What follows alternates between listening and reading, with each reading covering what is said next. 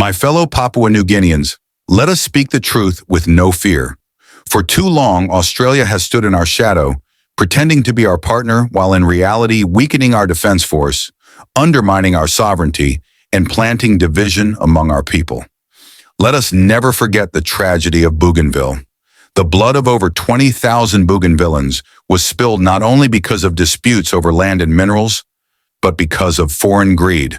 The Panguna mine, operated by Bougainville Copper Limited, with Rio Tinto and Australian interests at its core, became the center of suffering. And when the landowners resisted, when our own people demanded justice, Australia did not stand with the people, it stood with the company. It armed and supported the PNG Defence Force with aid, ensuring the conflict escalated into one of the darkest chapters in our history. If not for Australia's interference, Bougainville would not be on the road to breaking away from Papua New Guinea today. Australia has Bougainville in blood on its hands. Look at our defense force now. We are told we are partners under the Defense Cooperation Program. Since the 1970s, Australia has pumped millions into training, patrol boats, and assistance. But what is the result? Our Navy relies on Australia's Pacific-class patrol boats. Boats designed and built by Australia, maintained through Australia, and dependent on Australian spare parts. Is that true independence? No, that is dependency by design. When those boats break down, we wait on Canberra. When we need new vessels, we wait on Canberra. They have kept us weak so that we cannot stand on our own. In 1987, Australia signed the Defence Cooperation Agreement with PNG. On the surface, it looked like support, but in reality, it tied our defence force to their approval. Every decision, every strategy, every reform is influenced by their funding, their advisors, their control. Even today, in the 2023 updated PNG Australia Defence Cooperation Agreement, the pattern continues.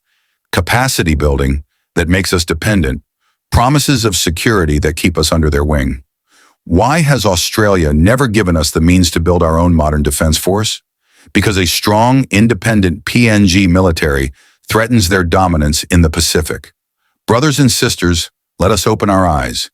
Aid that keeps us dependent is not aid. It is a chain. Aid that dictates our security is not aid. It is control. Aid that cost us Bougainville is not aid. It is betrayal. Every year, billions of kina worth of Australian aid enters PNG. But look at our defense force. Soldiers march with outdated uniforms, ships rust at the wharf, aircraft sit grounded, and border security remains weak. If all that money was truly for us, why do we remain powerless? Because the aid is not for us, it is for them. It is to keep Australia's grip tight on our military, our borders, and our sovereignty. Today I say enough. Papua New Guinea cannot allow this cycle of weakness to continue. We must rebuild our defense force on our own terms, with our own budget, and with true partners who respect our sovereignty, not those who manipulate it. We must stand firm in defending our islands, our seas, and our resources without waiting for approval from Canberra. Let us honor those who died in Bougainville by rejecting the same foreign hand that fueled that war. Let us demand accountability from Australia for decades of interference, and let us rise as a nation, strong, united, and sovereign, no longer weakened by aid, no longer tricked by agreements, no longer controlled by outsiders. Our sovereignty is not for sale. Our defense force is not a puppet, and our nation will never again bow to a foreign master. Let Australia hear us loud and clear. Papua New Guinea will decide its own destiny,